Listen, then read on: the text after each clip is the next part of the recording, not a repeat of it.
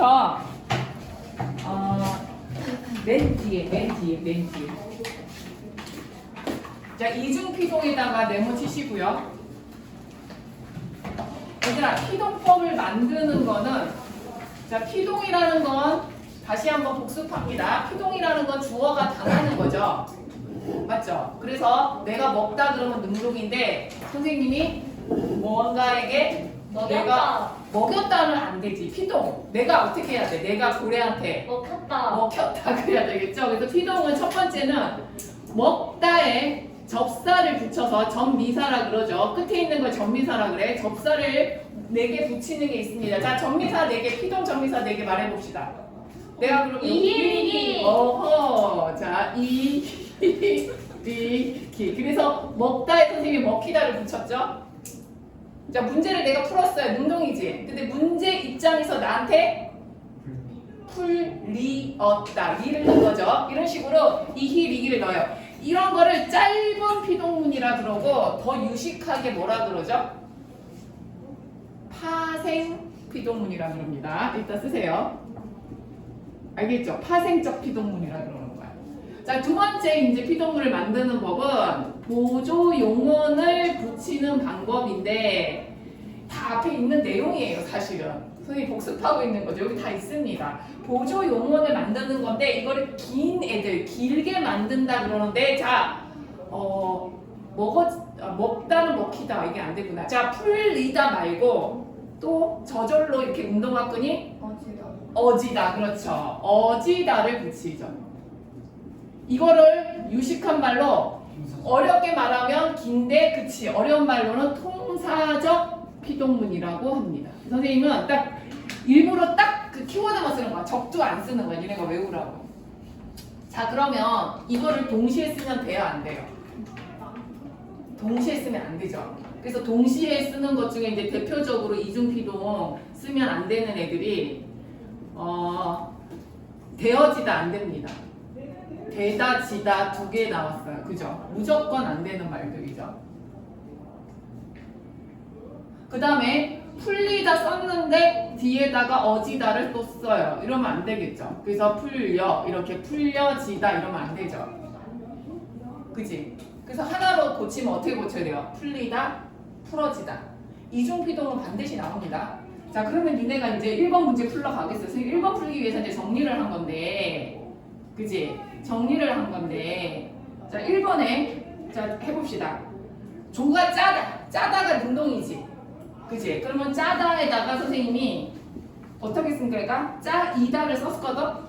근데 지를 쓴 거야. 그래서 여기가 짜여 이렇게 들어갔어. 이거 이중피동이지?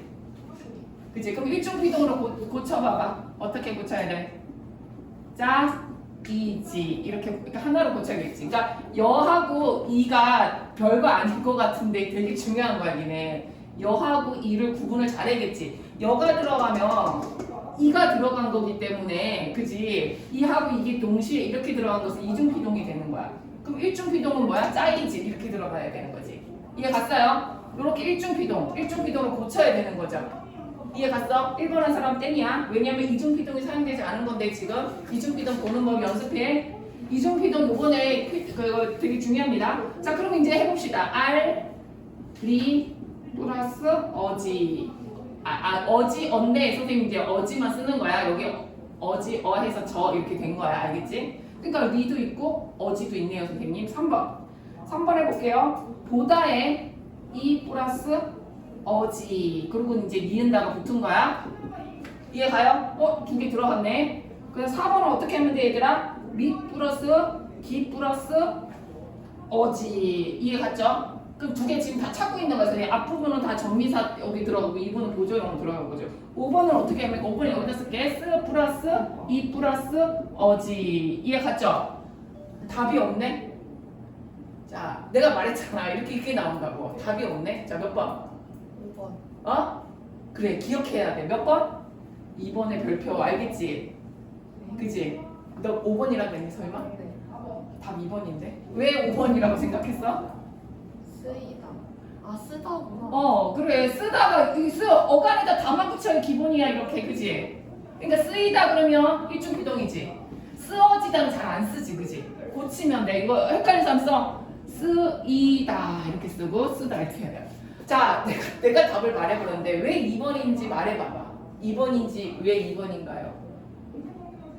아무도 없나요? 이걸 알아야 돼, 얘들아. 그러니까 여기서 이중피동 찾는 법이 중학교 때야. 일중피동, 이중피동. 여기서는 근데 이렇게 낚아버려. 선생님 여기 있잖아요. 근데 왜 이게 답이라는 거예요? 뭐지? 아무도 몰라? 자, 내가 알다 그럼 선생님 능동이지. 그지? 근데 내가 너네들한테 어떤 정보를 알려주다. 알리다 그럼 뭐야? 이거 내가 당한 거야? 너네들한테 알게 만들었지. 그러면 주어 입장에서 알리다는 피동이야, 주동이야? 주동이잖아. 이해 갔어? 그래서 여기다 별표 치고 뭐라고 해야 돼? 너는 피동이 아니라 주동 전미사야. 알겠어? 그러니까 이거는 일중 피동인 거지. 그러니까 이거는 괜찮은 거야. 이중 피동이 아닌 거야. 주동의 피동 한 번 들어가는 거야. 이해 가요? 그래서 요 용어가 자 옆에다가 이제 별표 이제 이거를 외워야 돼. 나중에 이제 내신 때 한 번 더 해주겠지만 모의고사의 단골로 잘 나오는 거죠. 자 옆에 써야 됩니다. 알다가 능동인데 주동인데 알리다가 피동이니까 알려지다는 괜찮다. 일중 피동으로 괜찮다. 이거는 뭐야? 사동. 이거는 사동의 피동. 이해 갔지? 이런 단어가 또 있었어. 하나 더. 이거 두 개 외워야 돼. 알리다하고 또 하나 더 있어. 이 방이 되게 밝지. 밝히다. 그렇지. 내가 그때 불을 밝히다 그러면 뭐야? 내가 방을 밝히다 그랬지. 밝게 방. 그렇죠. 쓰세요. 밝히다. 이 예시를 외워야 돼. 그래서 이 두 개가 니네들 이중피동으로 많이 낚는 문제로 나오니까 꼭 알고 있어야 되고 요 두 개가 제일 잘 나와. 근데 기타 등등 하나 배우자. 자, 선생님이 옷을 벗었어, 얘들아? 벗겨지. 그렇지. 근데 내가 너 모자를 벗겼어. 가장 확 벗겨버렸어. 그치? 자, 그래서 벗기다도 사동이고 이렇게 밝혀지다 그 다음에 벗겨지다 괜찮아요. 알겠죠? 피동 표현으로 괜찮아요. 이해 갔죠? 이중피동이 아닌 단어들 그래서 이렇게 아예 예시를 이문을 알고 예시를 외워야 돼요. 그래서 답이 이게 2번입니다. 오케이? 문제 자주 나와요. 자, 그 다음에 2번은 쉬우니까 가겠습니다. 자, 2번은 풀어왔던 전제하에 답이 3번인데요. 자, 리을을 봅시다. 리을의 주어 연우가 밑줄 긋고 미음에서 연우에게 밑줄을 그면 어떻게 이게 목적어가 되겠습니까? 2번에 3번에 미음의 목적어에 목적어 X하고 뭐라고 고쳐야겠어요? 뭐뭐에게는 무조건 뭡니까? 뭐뭐에게, 연우에게는 문장 성분이 뭔가요? 그치, 부사어로 고쳐주세요. 이거를 우리한테 묻다니 자존심 상해야 돼. 알겠지? 나에게, 연우에게를 지금 목적어라고 물어보는 거야? 이러면서, 그치? 틀리나 틀렸니? 거기다 부사어라고 고쳐주세요. 이거는 이제 정리정도, 그러니까 문제 정리를 못해서 그런 거예요. 자, 3번을 갑시다. 자, 주어가 이렇게 3번 같이 접사에다 밑줄 그시고요. 자, 접사의 기능이 다르고 묻는데, 자, 여기서 주어가 이렇게 생략됐을 때 주어를 집어넣으세요. 아무거나 집어넣으면 돼요. 나는 동생을 울렸죠?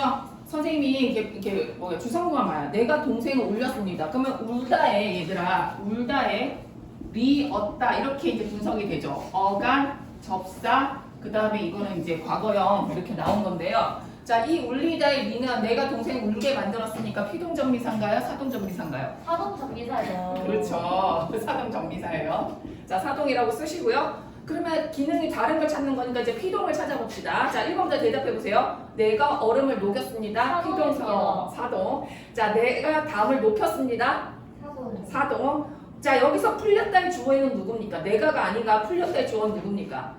여기서 3번에서 오해가에다 밑줄 그으세요. 이 오해 입장에서 당했습니까? 시켰습니까? 당했습니다. 그래서 3번이 답입니다. 그죠? 그 다음에 자 4번, 5번에다 얘들아 동그라미 쳐. 알아서 동그라미 쳐. 지우다의 우, 낮추다의 추. 얘들아 이 히리기 우구추에서 우구추는 무조건 무슨 전미사? 사동전미사예요. 우구추는 피동인지 사동인지 고민할 필요가 없어. 그러니까 4번, 5번을 보는 순간 지다에 우가 들어간 거고요. 낮다에 추가 들어간 거죠. 이런 거 무조건 사동이니까 고민할 필요가 없어요. 니네가 고민하려면 1, 2, 3번에서 고민하면서 주어를 찾아야 되는 거야. 이해 갔죠? 답 3번. 자, 4번 집어넣어 봅시다. 아빠는 딸의 이름을 불렀다는 문장을 피동문으로 바꾸어 봅시다. 능동문의 목적어 딸의 이름을 피동문에 주어 딸의 이름이 능동문에 주어 아빠는 자 피동문에 아빠에게 이걸 뭐 우리한테 왜 물어봐? 거기다 문장성분 써보세요. A에다 뭐라고 쓰면 돼요? 에게 부사 이렇게 써주시고요. 그리고 서술어는 능동사의 피동 전미사. 자 여기서부터 잘해야 됩니다. 불렀다가 능동이죠. 불리었다가 능동문이에요. 자 여기 어간이죠. 여기다 다 붙이면 되니까 여기까지 어간이죠. 그리고 이게 어미예요. 그죠? 그럼 여기다가 뭐를 집어야 넣어야 돼요? 이상하다. 그치? 이게 이상하다. 선생님이 하고 나니까 이상하네. 자 기본형으로 바꿔봐봐. 부르다. 그렇지. 부르다에 리가 들어가면서 얻다가 돼야 되겠지. 그러면 요게 이렇게 그러니까 이게 지금 이렇게 가면서 그러니까 이게 불규칙 활용이라 그런 거거든. 리을 불규칙 활용인데 자 부르의 리가 이게 합쳐져서 우리는 어떻게 그러면 될까? 불렸다인데 여기서 그지? 지금 이거 잘못 썼네. 불렀다잖아, 그지? 그러면 여기다가 리를 집어넣으면 어떻게 될까? 불렀다가 피동으로 되면 어떻게 될까? 뭐라고 써왔어 다? 요거를 지워야지 얘기 헷갈리겠다. 부르다에 리가 들어갔잖아. 그러면 이거 어떻게 될까? 요 리를 살려야겠죠? 요게 어떻게 됐어? 불 플러스 리 플러스 얻다가 되면서 리를 살려야 되는 거야. 알겠지? 그러니까 합쳐지면 어떻게 되겠어? 써봐. 불렸다가 돼서 여기서 리가 들어간 거야. 알겠지? 그래서 거기다가 써봅시다. 불렀다가 불렸다가 돼야 되는 거예요. 만약에 길리 쓴 애도 맞아요. 불리었다라고 늘려 쓴 애도 맞습니다. 알겠죠? 불리었다라고 써도 되고요. 불렸다가 답입니다. 알겠죠? 자, 그 다음에 이제 몇 번으로 갑니까? 5번으로 갑시다. 좀 어려운 게 나왔죠? 5번은 애들이 어제 풀려보니까 제일 많이 틀렸었는데 자, 1번에 실리다라는 단어가 나왔는데 이거를 기본 어간이 어떻게 되나요, 얘들아? 물건을 이렇게 이게 정상이죠. 씹다. 맞죠? 그러다면 여기에 뭐가 들어가요? 리가 들어간 거고 다가 들어간 거죠. 그죠? 그래서 실리다가 된 거죠. 피동면으로. 근데 얘가 어떻게 변했어요? 실하고 이렇게 변했죠. 자, 얘들아 밑줄 그세요. 불규칙 활용이라는 게 이걸 말하는 거야. 자, 그럼 규칙 활용은 뭐야? 모양이 안 변해서 어간 어미가 예쁘게 그냥 변한 거고 이렇게 변하는 거를 우리는 불규칙 활용이라고 그러는 거예요. 그래서 실리다는 피동사 파생이 동사의 불규칙 형태, 그렇죠? 불규칙 형태로 나타나면서 이거를 피동사라고 생각하시면 돼요. 그래서 1번 맞습니다. 자, 2번 작다라는 형용사에 아지다가 붙인 거죠. 그래서 작아지다라고 했으니까 용언의 어간에 아지다가 결합해서 피동의 의미 밑줄 긋고 무로 표현을 해요. 생각하세요. 소리가 작아지다. 소리 입장에서 뭔가 이게 피동인가? 이건 난 니네들한테 생각할 시간을 주는 거야. 1번은 확실히 맞고. 3번 꼬다에 꼬이다가 됐어. 얘들아 내가 꼬는데 꼬였어. 피동 맞나요? 꼬다 꼬이다 피동 맞나요?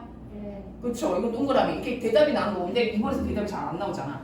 그 다음에 4번 경찰이 도둑을 잡았는데 도둑이 경찰한테 잡히다 하니까 능동문의 목적어가 피동문의 주어가 된 거 맞죠? 도둑을 동그라미 치면 되잖아요. 그죠? 그 다음에 아버지와 닮다는 대칭 대상이 필요로 한 동사로 그쵸? 나는 아버지와 닮다 할 때 대칭되는 대상 밑줄그세요. 대칭되는 대상이 아버지를 말하는 거죠. 피동 전미사가 결합하여 파생되지 않는다. 그럼 닮다에다가 이히리를 붙여봐봐. 이상하지? 닮다에 이히리기가 붙을 수 있는 말이 없지. 그러니까 피동 전미사가 결합하여 파생되지 않는 거예요. 알겠죠? 뭐 닮아지다 뭐 이렇게 어색하게 쓸 수는 있는데 단히다 뭐 단기다 뭐 이런 표현 안 쓰죠. 그래서 이것도 맞습니다. 그럼 답이 2번으로 가야 돼요. 그럼 2번은 이거는 피동문이 아닌 거야. 그럼 소리 이거 피동의 뜻이 없어. 이거는 소리가 작다인데 작아지다 그러면 뭐야? 뭔가 점점점 작아지다라는 느낌이 나지. 그치? 그래서 이거는 답이 2번이에요. 피동의 의미가 없네. 이렇게 생각하시면 돼요. 자, 6번을 갑시다. 오늘 이제 중세문법 들어갈 건데 자, 중세문법 그냥 맛배기로 한번 보여봅시다. 자, 현대어 해석을 보면서 적절하지 않는 걸 찾는 거예요. A랑 1번 동시에 보겠어요. 자, 담다에 기가 들어갔죠. 기 동그라미. 밑에도 당겨. 중세랑 현대 현대랑 똑같네. 그래서 A는 능동사 어간 전미사에 B가 결합해요. 피동사가 되었고 오케이. 피동사가 됐다고 피동명. 자 B를 볼게요. 자 과거형에 산에 화살이 박혔다 이렇게 써서 박 플러스 거늘인데 현대에서는 박히거늘 이렇게 해석했죠. 히 동그라미. 파생적 피동이 일어난 단어가 아님에도 그럼 뭐야? 이히리기가 안 붙었음에도 피동의 의미를 나타내는 거 이런 뜻이야. 자 다시 해석할게 2번. B의 파생적 피동이 일어난 단어가 아님에도 이게 무슨 말이야? 이히리기가 안 붙었음에도 피동의 의미로 해석이 됐어. 맞아 틀려? 맞지? 해석을 그렇게 했잖아. 그래서 이거 2번 맞아. C. 자 열이고예요. 열다에 이가 붙었고 현대에는 리로 바뀌었지만 과거에는 열이고 이렇게 있고 지금 열리고라고 했네요. 자 리을로 끝나는 어간에 리을로 끝났죠. 전미사 이가 결합하는 오케이 여기까지 맞죠? 분철은 무슨 말인지 모르지 미줄거. 분철은 그냥 쓰세요. 한자어인데 이런 거 몰라서 틀리면 안 돼. 끊어졌기란 뜻으로. 그러니까 이에서 이게 이렇게 안 가고 끊어 적은 거예요. 알겠죠? 여기를 이렇게 안 가고 그냥 이렇게 끊어 적은 거라고. 그럼 이어적기는 뭐 열리고야 해. 그치? 그런 거 기본은 몰라서 틀리면 안 돼. 그래서 3번도 맞아요. 그럼 4번 아니면 5번인데요. 지를 봅시다.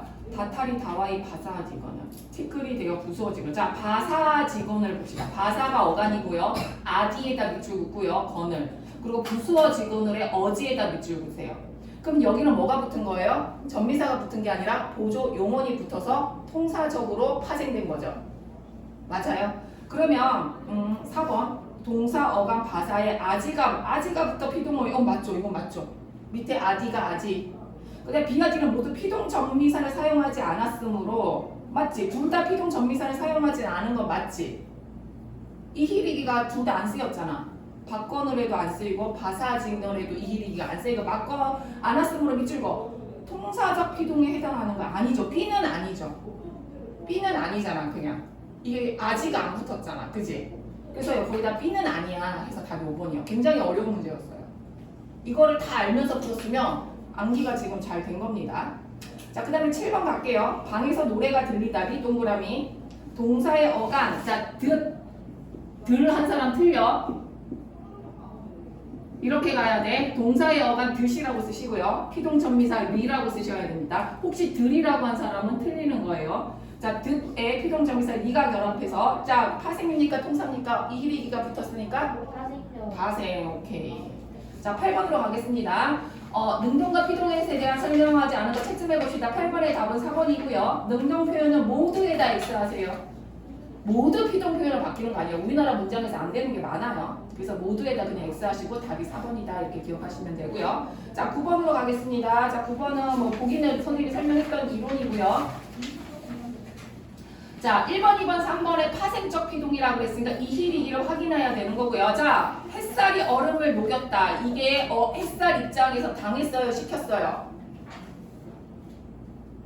햇살이 얼음을 녹였어요. 햇살이 얼음을 녹게 만들었죠. 얘는 피동이 아니라 뭡니까? 1번에 X하고 너는 사동이야. 선생님께서 나에게 책을 익혔어요. 주어가 선생님이죠. 선생님이 책을 익혔어. 선생님 당했어요? 시켰어요? 선생님이 책을 익혔어. 이거 당했어? 시켰어? 시켰으니까 이것도 피동에다 X하고 사동이죠. 자, 그 다음에 얘들아 당했다에는 당하다지. 이히리기가 있어 없어? 없으니까 파생이 아닙니다. 그럼 선생님 얘는 뭐예요? 옆에다 쓰세요. 단어 자체에 피동의 의미가 있는 거를 어려운 말로 쓰세요. 어휘적 피동문이라고 그래. 뭐라고? 어휘적 피동문. 어휘적 피동문. 그 다음에 통사적 피동문은 뭐가 있어야 된다 그랬죠? 어지다가 있어야 된다 그랬죠? 만들어지다의 어지에다 밑줄고. 오케이. 자, 그 다음에 봄이 되었다, 되다에다 쓰세요. 어휘적 피동문. 그래서 답이 4번입니다. 10번은 얘들아 10번은 선생님이 안 가르친 거니까 풀어온 사람 위해서 답만 알려줄게. 3번이에요. 인용법도 시험범인데 별거 아니라서 선생님이 그냥 안 가르친 거예요. 됐습니다. 자, 그 다음에 선생님이 숙제 하나 더 있었어. 내가 기억 못할 줄 알았지. 비문학이 있었어요. 꺼내세요. 제목이 모고 8입니다. 저번에 비문학이 있습니다. 숙제 해왔나요? 풀어왔어요.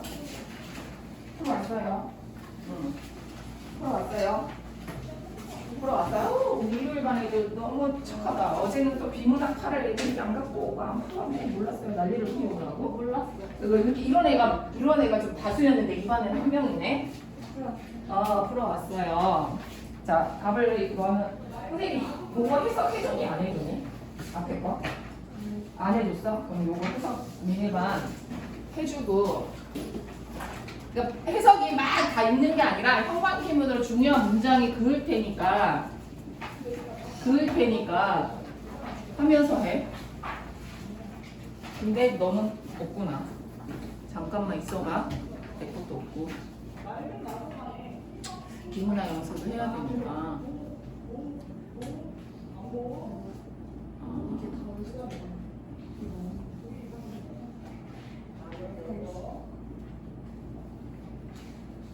저도 없어요. 두 명이 없는 거야? 안 갖고 온 거 미리미리 말하라고 했지.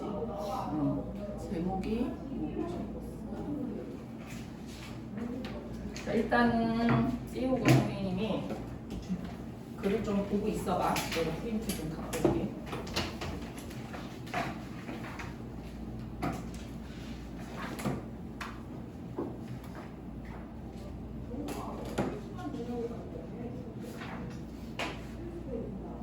자, 숙제 형 사람은 선생님 여기 형광펜 칠해놓은 거 같이 형광펜 칠해.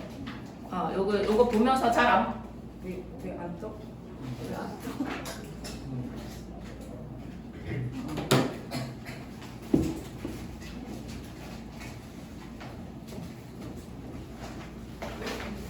자, 비문학은 어차피 무슨 게임인지 알아? 중요한 말을 요약하면서 그 키워드를 알아내는 능력이라서, 그러니까 밑줄 긋는 능력, 이게 뭔가 형광펜 긋는 능력이 다야. 그래서 잘 안 보이겠지만 니네 거랑 줄 맞춰가면서 한번 긋고 있어봐.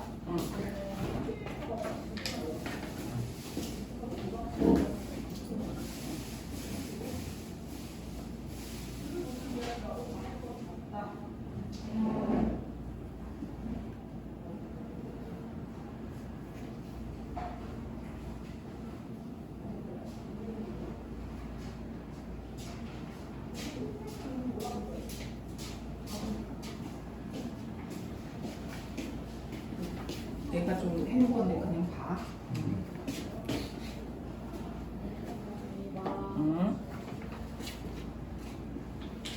선생님 그게 공부하는 건데 이거 지금 프린트하면 너무 오래 걸려서.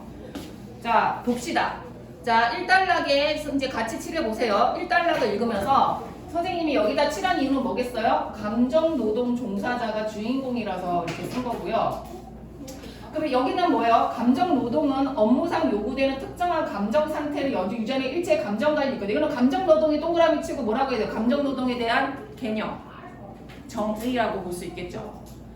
그 다음에 이제 A 문제를 풀기 위해서 이제 들어갔더니 여기 A에서 제일 중요한 거 뭐냐면요. 감정에 영향을 미치는 요인을 3개로 나눴어요. 그래서 번호 표시까지 하면 좋아요. 1번, 2번, 3번에서 1번, 2번, 3번으로 선생님이 한 거고요.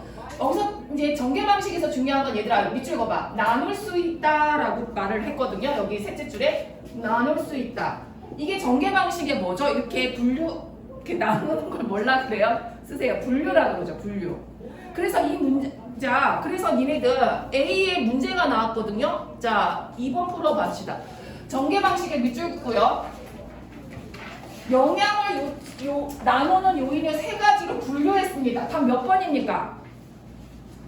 너무 쉽죠? 2번? 몇 번? 3번. 3번이 되겠죠. 3번에 밑줄 긋고 할 항목부를 분류. 그리고 특성을 1, 2, 3로 나누어져 있죠. 너무 쉬운 문제예요. 이거 틀리면 안 돼요. 그러니까 문장석을 딱 볼 줄 알아야 됩니다. 다시 앞으로 와보세요. 그래서 감정에 영향이 미치는 3개가 있는데 이거는 뭐 감정노동 종사자가 항상 이렇게 친절해야 되는 직업군들 있죠. 그런 특정 직업군을 말하지만 우리 모두가 감정 노동을 하고 있어요. 너네도 뭐 열받는다고 해서 학교 가서 막 화낼 수 없잖아. 열이 받아도 예의 바르게 행동해야 되잖아. 그치? 그래서 감정 노동은 정도의 차이가 있지만 우리 인간이랑 모두 겪는 거거든요. 자, 그 사람들 영향을 미치는 게 대표적인 요인은 개인적으로 뭐예요? 공감 능력이 큰 애들은 타인의 그 감정에 영향을 많이 받는 거지. 제가 슬프면 내가 슬프고 막 이러잖아. F형들. 그죠? 그래서 타인의 감정에 공감을 표현합니다. 그래서 사람은 타인의 감정에 대응하기 실제 감정과는 자 밑줄거 실제 감정과는 다른 감정을 표현해. 나는 지금 아무렇지도 않은데 쟤 때문에 내 감정이 같이 공감을 하는 거죠. 두 번째 직무의 특성인데 야 진상이 많아, 그지? 직무 다양성이 있는데 그래서 너무 여러 인간들이 와, 막 할머니도 없고 할아버지도 없고 그러니까 표현의 감정이 너무 다양해. 그래서 서비스 업무에는 너무나 다양한 인간들이 오기 때문에 직무 다양성이 높아지면서 내 감정이 여러 가지 감정이 생기면서 감정의 변화가 생기겠죠. 세 번째는 뭐예요? 내가 그래도 힘들어도 그러니까 이 선생님 예를 드는 거야. 힘들어도 조직에 나를 지지해주는 사람들이 많고 인정도 받고 돈도 많이 받고 그러면은 스트레스가 낮고 업무 만족도가 높아요. 됐죠? 그래서 우리는 어떤 감정 노동을 할 때 이 세 가지 특성에 의해서 감정이 생긴다는 거야. 알겠지? 그러니까 이 세 가지 나쁜 것만 얻으면 안 되겠지. 좋은 것도 있어야 되겠지. 그 다음에 이제 두 번째 이제 뭐예요? 여기다 밑줄 그세요. 감정 노동의 양상. 그러면 감정 노동의 양상이 어떻게 드러나는가 하는 게 양상이라는 뜻입니다. 두 가지가 있죠. 뭐가 있어요? 표면 행위와 내면 행위가 있고요. 표면 행위는 표면 행위가 있는데 자 조직의 종에 있는 특정한 감정 표현을 조직의 감정 규칙이라고 하는데 자 감정 규칙은 내가 선생님이 스튜디오스야. 감정 규칙이 있잖아. 그러면 안녕하십니까 막 이러면서 항상 웃으면서 얘기해야 되잖아. 그런 규칙이 있는데 표면 행위는 감정 규칙에 맞춰서 친절하게 표현하는 거야. 내 감정과 상관없지. 그치? 표면은 그렇게 해야 되겠지. 하지만 내면은 뭐예요? 그렇지 않을 수도 있는데 만약에 내면 행위가 조직의 감정에 맞춰 자 밑줄거 내면화가 됐어. 실제 감정이야. 나의 친절한 이 고객님 이게 실제 내 기분 나도 친절해. 그리고 우리 고객이 너무 사랑스러워 보여. 그치? 그럴 리가 없겠지만 막 너네가 내가 너무 사랑스러워. 그래서 나의 이 가식이 아니야. 그럼 뭐예요? 되게 긍정적이고 안정적인 거지. 내 고객이 너무 사랑스러워서 그 사랑스러움이 있는 그대로 막 친절함으로 내가 드러났어. 긍정적이야. 근데 이게 비현실적이죠. 어떻게 고객이 항상 사랑스럽겠어? 그치? 내면화가 됐다는 거는 내가 그렇게 느낀다는 거야. 진짜로. 그 느낀 게 그대로 겉으로 드러나는 건데 근데 반면에 우리 인간은 그렇지가 않죠. 표면할 때 조사들은 위장을 하거나 감정 부조화를 많이 느낍니다. 저 놈이 너무 미운데도 고객님 이래야 된단 말이야. 그치?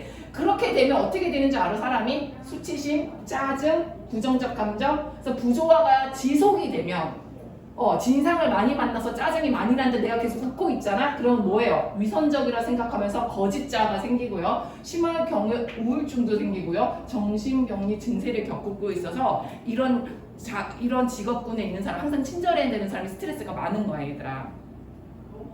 그치? 우리도 느낄 수 있지. 그래서 자아가 분열이 되는 거지. 그치? 자아가 분열돼. 그래서 윤동주의 작품에 보면 윤동주 작품 배웠죠 얘들아? 그 우물이라든가 이런 거 보면 자아가 분열이 되죠. 내가 느끼는 자아랑 내가 표현하는 자아가 괴리가 너무 느껴지면 사람이 미치는 거야. 그러니까 윤동주는 어떻게 해요? 시를 쓰면서 그거를 어떻게 한 거야? 갈등 해소를 시키면서 지가 살아남으려고 시를 쓴 거지. 나는 내 내면에서는 내가 이러면 안 되는데 겉으로는 이런 행동을 하니까 이게 분리가 되면 사람이 힘들어지는 거야. 그러니까 심리학적으로 그래서 내가 느끼는 나와 표현하는 나가 다르면 힘들어져요. 그래서 니네 대표적으로 니네가 이제 윤동주에서 항상 현실적 자아와 내면적 자아가 부딪히다가 나중에 화합하면서 시를 자꾸 쓰는 거야. 무슨 말인지 알겠지? 그러니까 심리학이랑 그래서 심리학을 공부하면 윤동주 작품을 같이 막 공부해. 문학에서 보는 자아 관리 이런 거 있어. 선생님은 이제 국문과일 때 심리학을 엮여서 이렇게 보면 너무 재밌더라고. 윤동주 작품, 이상 작품이 그렇게 연결해서 또 작품을 해석하는 게 있어.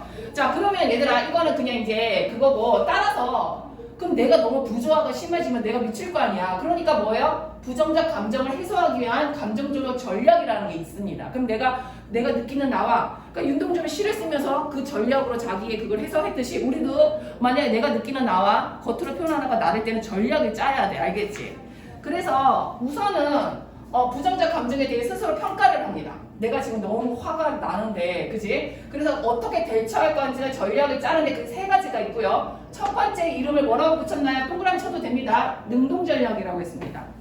능동전략은 이제 설명을 합니다. 있는 그대로 받아들이는 거. 나는 지금 화가 났어.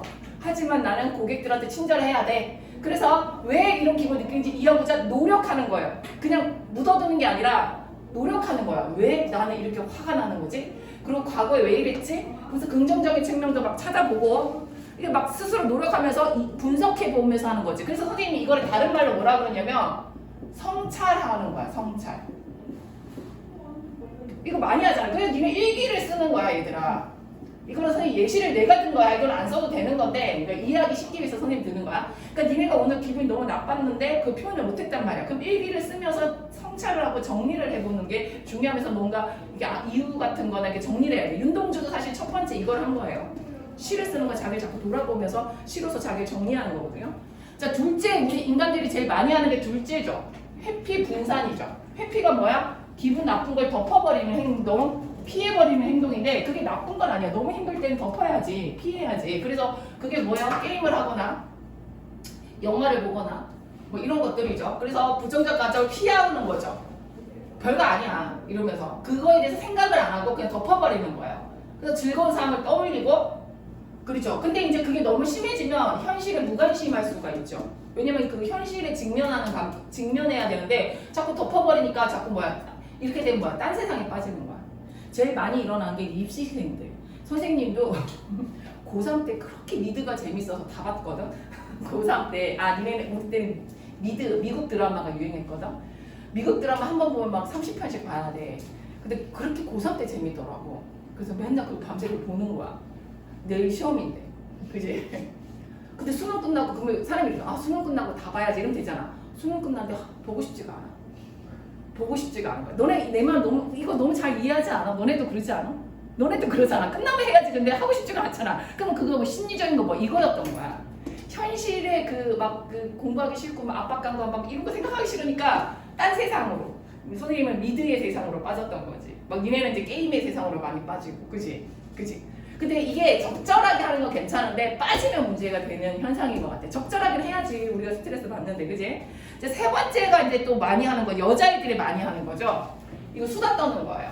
지지 추구 전략은 자신을 지지하는 사람, 그러니까 나랑 친한 사람들을 통해서 부정적 감정 해소하는 전략인데 그게 뭐냐면 뭐예요? 감정을 토로하고 공감받고 조언이나 도움을 하면서 나 어제 너무 짜증났어 그랬어? 막 이러면서 막 하는 거죠. 뭐 부모님이 될 수도 있고 언니가 될 수도 있죠. 그래서 밑줄 보세요. 상호작용 과정. 그러니까 이거 결국 뭐예요? 얘기, 토킹 어바웃, 수다를 떨어야 되는 거야. 상대한테 내 감정을 토로해야 되잖아. 그러니까 말로 해야지 그걸 뭐 어떻게, 그지? 그런 세 가지 감정 조절로 우리는 살아가는 거야. 인간은 감정의 동물이에요, 사실은. 그러니까 얼마나 우리가 감정 관리를 잘하냐가 나는 잘 사는 거라고 생각해. 감정이 좋으면 내 할 일을 열심히 하는데 감정이 안 좋으면 뭐 할 일을 잘 안 하게 되고 사람이 무기력해지거든요. 그래서 이 세 가지 전략 조절 중에 밑줄 보세요. 일시적인 건 둘째, 셋째입니다. 그러면 근본적인 건 뭐야, 얘들아? 첫 번째인 거예요. 그러니까 첫 번째 결국 뭐야? 그러니까 자기 성찰을 한다는 게 굉장히 중요한 거예요. 내 감정을 내가 이해해가는 거. 자, 그러면 요거는 이제 심리학적 우리 그 비문학을 봤습니다. 이거 고2 거예요. 자, 해석해 이제 채점해 봅시다. 자, 답은 몇 번입니까? 기억을 잘한다면 1번입니다. 감정 조절이 불가능한 상황에 대해서는 안 내었고요. 2, 3, 4, 5번은 다 나왔습니다. 2번은 아까 했고요. 적절하지 않은 거 풀어왔다는 전제하에서는 시간을 안 주고 풀겠습니다. 답은 몇 번입니까? 2번이죠. 주의를 분산시키는 감정 조절인 건 구사하면 궁극적인, 궁극에다 밑줄 긋고 X하고 일시로 바꿔주세요. 자, 그 다음에 이제 5번에 이게 이제 이게 5번이 이제 3점 문제고 제일 애들이 많이 틀리는 문제죠. 그래서 이제 영희가 이제 호텔에서 일합니다. 그러니까 A 얼른 보니까 맞습니다. 1번. 다양성이 높아 힘들죠. 호텔에 별인간들이 다 오니까. B. 근데 동료들이 되게 좋은 사람이래요. 그래서 사회적 지원이 풍부해요. 오케이. C. 기분 나쁜 손님 보시면 우선은 짜증이 나요. 그 순간마다 문제인지 손질 문제인지 생각을 하면서 극복하죠. 이게 능동 전략이네요. 3번의 능동 전략. 오케이. 자, D. 슬픈 일 있을 때는 내가 집에서 슬픈 일을 당했는데도 내가 웃어야 하는 경우가 있죠. 우울하죠. 나 지금 슬픈데 웃어야 되니까. 그때는 아무 생각하지 않으려고 애를 써요. 그럼 4번에 뭐예요? 이거는 뭐예요? 외면. 맞습니다. 외면하는 거. 자, 그럼 5번에 그래도 기분이 나아지지 않아 오늘. 그래서 친구랑 같이 영화 보러 갔어. 그 5번 타인과의 상호 과정으로. 자, 이것도 뭐 친구랑 갔으니까 맞네 라고 생각할 수 있습니다. 자, 선생님이 일부러 이렇게 쓱 넘어간 거예요. 자, 답 몇 번입니까? 몇 번 같아요? 여기서 틀리게 해석한 거. 풀어왔잖아. 자신이 없어? 동원아 몇 번 같아? 멀뚱멀뚱 보고 있길래. 몇 번? 5번입니다. 선생님이 상호작용에다 밑줄 긋고 상호작용 뭘 해야 되는 거야? 토킹 어바웃을 해야 된다 그랬지. 그러니까 친구랑 영화를 본 거지. 왜 영화 보는 건 뭐야? 현실을 해피. 회피하는 거죠. 회피 분산 전략인 거지. 그래서 원래 인간은 이 세 가지 전략으로 살아가는 거야. 첫째, 둘째, 셋째 다 해야 돼. 일기도 써야 되고 잊어버리려고 노력도 하고 그 다음에 세 번째는 친구들하고 이렇게 인간의 상호관계를 겪으면서 그 스트레스 이겨내면서 사람들이 스트레스를 이겨가는 거야. 그래서 친구 관계도 중요한 거고요. 그 다음에 뭔가 내 취미 활동도 중요한 거고요. 세 번째 자기 성찰도 중요한 거. 이 세 개가 잘 돼야 정신적으로 건강해. 내가 요새 느끼는 건데 몸 건강도 중요하지만 현대 사회에 살아가는데 정신 건강을 지키는 게 굉장히 난 중요한 것 같거든. 누구나 일시적으로 한 번씩은 우울증, 무기력증 다 겪어. 그러니까 너네가 조금 우울해도 현대인은 다 겪는 거야 생각하면서 이런 방법들에서 내가 부족한 걸 찾아야 되는 거야. 알겠지? 그리고 선생님은 이게 좀 재밌어 보여서 너네들한테 한번 같이 연습을 해봤고요. 두 번째는 이제 카트. 선생님. 어. 4번 안 했는데. 나 또 하나 떼먹었냐? 왜 4번 안 했을까? 미안하다. 자, 4번에 기억에다 써보세요. 이거는 표면 감정. 이거는 내면 감정이라고 아마 나왔을 겁니다. 그래서 조직에서 요구하는 감정이 있고 외적으로 표현된 감정이 있고 솔직한 이거 내면 감정 이게 기억이고 이게 니은이죠. 이게 이렇게 돼야지 정상이죠. 친절함을 여기 조직에서 요구하는 감정은 친절함이겠지. 그죠? 화내면 안 되잖아. 그지? 예를 든 거에서는 친절해서 외적으로 표현된 감정이 친절하고 다정하게 표현해야 되겠죠? 그리고 솔직한 내면 감정. 자, 적절한 거니까 기억은 내면 감정을 얘기하는 게 아니죠. 기억은 조직의 규칙이죠. 그 다음에 기억은 내면과 조직이 요구하는 감정이 다르다. 그쵸? 자, 기억이 뭐예요? 표면 감정은 내면의 감정을 요구하는 감정이 그쵸? 내면 감정과 조직이 요구하는 감정이 지금 다르다. 이건 맞네요. 그 다음에 맞춰서 내면의 감정을 위장하는 게 아니죠. 니은은 그냥 내 안에 있는 진짜 감정을 말하는 거고요. 그 다음에 니은은 이렇게 말하면 안 되겠죠. 그냥 내 내면에 느껴지는 거죠. 맞춰 요구하는 감정을 바꾸는 게 아니죠. 그냥 니은의 감정은 그냥 저절로 일어나는 내 감정인 거죠. 그래서 답 2번이에요. 이거 4번에 2번 됐나요? 자, 그 다음에 이제 카트 나오는 이건 다 읽진 않고 너네 왜 틀렸는지 말해줄게. 자, 풀어왔다고 생각하고 6번의 답은 3번입니다. 마지막에 셀러가 말하는 도덕교육이 한 게 안 들어 나옵니다. 6번의 답은 3번. 그 다음에 7번이 제일 많이 틀렸어. 7번이 제일 많이 틀렸어. 1단락의 답의 근거, 셀러가 여기서 중요한 거거든요. 셀러가 제일 중요하게 여긴 게 있어요. 답은 7번이 제일 많이 틀렸어. 꼼꼼하지 않게 읽으면. 1번입니다. 인격과 감정은 서로 독립적에 X하세요. 절대 독립적이지라고 하고 함께 작용한다라고 한 두 번째 단락에서 말하고 있습니다. 그 다음에 8번. 자, 이게 항상 이런 문제 유형이 보이지. 이렇게 말하면서 윗글하고 적용하는 문제들이 항상 많이 풀다 보면 많이 보이죠. 이것도 이제 글을 잘 읽어야 됩니다. 답은 4번입니다. 4번에서는 얘들아 두 채줄에 밑줄 그세요. 선천적으로 없기 때문이 아닙니다. 선천적으로 우리는 있다고 했고요. 그러면 겉으로 왜 그게 안 드러나냐? 그 상황이 안 되니까 돈도 없고 어려우니까 사람들이 악해진다라고 했습니다. 글을 읽어보면 거기 4번에 선천적인 밑줄 긋고 X 하세요. 감정이 선천적으로 없기 때문이 아니라 선천적으로 있다라고 했습니다. 됐죠? 일단 비문학 이렇게 두 개 연습을 해봤고요. 이제 선생님 두 번째 진도를 나가도록 할 거예요. 이제 2학기의 메인이 뭐냐면 얘들아, 요거 다음 시간부터 잘 갖고 다녀야 돼. 오늘 숙제는 3개밖에 안 해준 거야. 6문제. 한 단락도 3개니까. 뒤로 쭉 넘기고 공이 잊으시는 걸로 보시면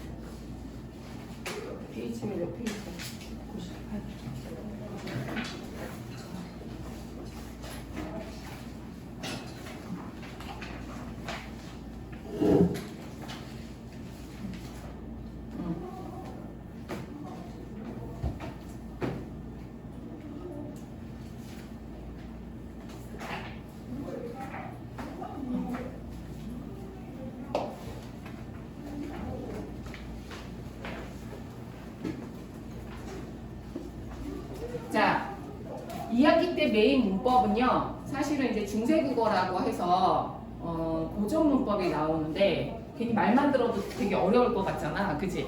근데 이게 기초를 확실히 잘 해놓으면 제일 쉬운 부분이야. 니네 모의고사 때 가끔 이제 연습하다가 풀리는 애들이 있을 거야. 그래서 선생님 지금 하는 거는 꼼꼼하게 외울 필요가 없어. 얘들아 공부할 때는 이제 우리가 나무를 그림을 그릴 때도 처음에는 스케치를 이렇게 대충 하거든. 그치? 스케치를 대충 하거든. 그러니까 공부할 때도 처음부터 자세하고 꼼꼼하게 공부하는 게 아니야. 스케치만 대충 해서 나무 형태만 이렇게 잡아가고 그 다음에 두 번째 할 때 뭐야? 사과도 그리고 뭐 이파리에 뭐 나비도 그리고 뿌리에도 막 이렇게 섬세하게 그리면서 그림을 완성해 가는 거거든. 공부도 마찬가지예요. 처음부터 막 완벽하게 다 외워야지 이렇게 하는 게 아니야. 지금은 뭐야? 아웃라인 전체 뭐가 있지 정도만 공부하는 거고, 선생님이 지금 그래서 어차피 외워야 되면 다 까먹잖아. 니네가 이렇게 말할 거란 말이야, 그치? 근데 한 달도 안 돼서 이거 이제 시험 범위 기운고는 요번에 시험을 좀 빨리 보더라고. 니네는 다른 니네보다 2주가 빨랐어요. 성지보다 2주가 빨라. 니네는 좀 시험을 빨리 봐. 그래서 시험 대비를 좀 빨리 들어가야 될 것 같은데, 그럼 시험 대비 들어갔을 때 그 아웃라인을 근거로 해서 얘기를 해야 돼. 잠깐만, 나 얘네 얘기 좀 할게. 2학년들은 자습 빠지면 토요일에 부른다. 그러니까 가는 사람들 자습 빠지지 말고 남아서 공부하는 사람들은 안 돼요. 그냥 오늘 남는 거는 지난주에 대한 뭐예요. 가지 말고 거기 다 남으세요. 안 돼요. 도망갈까봐 2학년들이 니네들 내년에 그러지 마라. 니네들도 변하면 안 된다. 지금처럼 예쁘고 착하게 커야 돼. 막 안 와갖고 지금 다 남는 애들이야. 지금 자습 안 와가지고. 내년에 우리 이러지 말자. 알겠지? 아 지금 뭐 했지? 아 아웃라인을 지금 그리는 거고. 그래서 선생님이 요번 주랑 다음 주는 전체 꼼꼼히 안 해도 돼. 사실 이거 되게 어렵고 외울 게 되게 디테일이 많거든. 근데 지금 뭐야? 안 해도 돼. 그러니까 뭐가 있는지 그림만 대충 그리고, 그다음 이제 본격적인 이제 시험 대비 들어갈 때는 뭐 뭘 외워야 되는지 꼼꼼하게 외워야 되는지 얘기할 건데, 그런 개념으로 하니까 좀 편하게 어떤 게 있나 이렇게 듣는 방식으로 조금 들었으면 좋겠습니다. 자, 그래서 이제 처음 들어갈 거고요. 한번 들어놓으면 괜찮아요. 자, 봅시다. 제자 원리라는 말이 나와 있는데, 제자에다가 써볼까요? 이거 필기를 할 사람들은 빈칸에다 하세요. 제자는요, 자, 한글을 창제한 건 당연히 세종대왕님이 조선 1443년 15세기에 위대한 훈민정음이라는 한글을 처음으로 창제했습니다. 그죠? 한글을 처음으로 창제를 했고요. 그 다음에 그 창제의 원리를 보는 건데, 제자는요, 만들 자의 글자제입니다. 글자가 만들어진 원리가 있다라는 거예요. 그래서 그 원리가 뭐냐면 얘들아 세 가지가 있어요. 상용의 원리와 가획의 원리와 합성의 원리가 있는 거예요. 그러면 얘들아 일단 초성은 뭘 뜻하는 거냐면, 우리 글자를, 이것도 대단하지 않냐? 처음에 글자가 없었을 때 어떤 사람이 아무렇게 국 이렇게 발음을 했는데, 국 이걸 발음을 했는데, 이거를 초성, 중성, 종성으로 분류를 한 거지. 그래서 초성은 첫 소리란 뜻이고, 그 다음에 중성은 가운데 소리란 뜻이고, 종성은 받침, 끝소리라는 건데, 이거를 기호화 시켰다는 거지. 이거를 기역 모양으로 기호화 시켰다는 거지. 그래서 이걸 만들어냈다는 게 대단하지 않아요? 자, 그래서 초성, 중성, 종성이 있는데, 그럼 초성은 결국은 초성 자리에는 뭐만 오는 거예요? 써봅시다. 자음만 오는 거죠. 그죠? 자음을 초성이라고 그러죠. 그 다음에 종성도 자음이죠. 그 다음에 중성은 뭐예요? 모음이죠. 그죠? 그래서 자음, 모음, 자음이 온다는 걸 알 수가 있고요.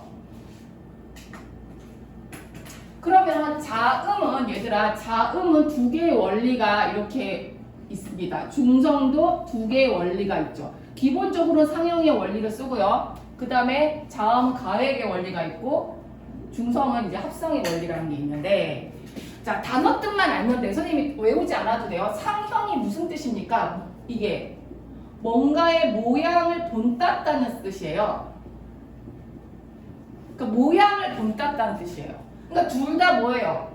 자음도 모양을 본땄고 중성도 모양을 본땄다는 거거든요.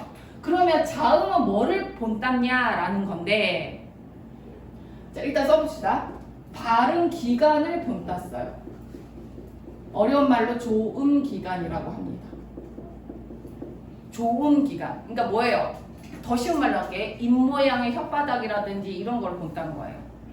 그래서 예를 하나 들면 앞에 봐봐. 기억이라는 단어를 이제 그하고 발음을 니네가 내봐. 그하고 발음을 내봐. 그하고 내니까 니네는 그러니까 이 글자가 없다고 생각 그하고 내니까 여기서 제일 중요하게 힘이 들어가는 부분이 어디야? 그. 자, 이게 혓바닥이거든요. 그 하면서 혓뿌리에 힘이 들어가요. 이 부분에. 알겠어요? 그. 맞죠? 이 모양을 본다는 거예요. 이게 혓뿌리인 거야, 얘들아. 이렇게. 알겠지? 그리고 이게 여기서 소리 나는 거야. 그래서 여기서 소리 나는 거야. 이걸 알아낸 거야. 자, 느 발음해 볼게요. 느에서 제일 힘이 들어가는 데가 어디예요? 자, 이게 혓바닥이에요. 요 순간에 하는 요 순간에 나는 거예요. 요 혀 끝에서 나는 거예요. 이해 가요? 그래서 얘들아, 요게 혓뿌리. 선생님 요거 상형 때문에 이거 해주는 거야. 그 다음에 뭐예요? 하면 이거 뭐예요? 혀 끝이에요, 이게. 이해 가요? 혓뿌리, 혀 끝이에요. 이거 중요한 거. 나중에 이거 이거 틀려가지고 애들 기운 거 문제 내주면 요거하고 뒤집어서 문제 내. 혀 끝하고 혓뿌리를 그러니까 지금 이게 별거 아니지만 중요한 거야. 이런 식으로 가는 거지. 그러니까 얘들아, 자음은 선생님이 이제 두 개만 지금 일단 예를 들게요. 자음은 얘들아, 발음기가 여기 혀의 모양, 입의 모양을 본떠서 글자를 만든 거야. 몇 개? 5자 기본자를. 뭐든지 얘들아, 기본, 아웃라인 기본을 만든 다음에 디테일이 들어가잖아. 그 다음에 가획이 무슨 뜻이야? 가획이 무슨 뜻이에요? 획을 더하다 라는 뜻이죠. 그러니까 이제 기억을 만든 다음에 획을 더해서 이렇게 키역을 만든 이거 가획이죠. 자, 기본자에서 이렇게 가획을 한 거죠. 요거는 이제 상형이 되면 요게 가획이 되는 거지. 자, 여기서는 어디서 디귿이 이렇게 되면서 이해 갔어요? 그럼 기본자 5개를 이렇게 상형으로 만들었고, 그러니까 안 해도 돼. 그냥 지금 선생님께 설명만 하는 거잖아. 이것만 알면 된다고. 나중에 외우는 거 5개 다 외워야 되지만 가획으로는 9자를 만들어요. 이해 갔죠? 그래서 9개 하고 이제 3개, 기타 등등 이체자라는 게 있어. 3개 만들어서 17자가 탄생을 하는 거예요.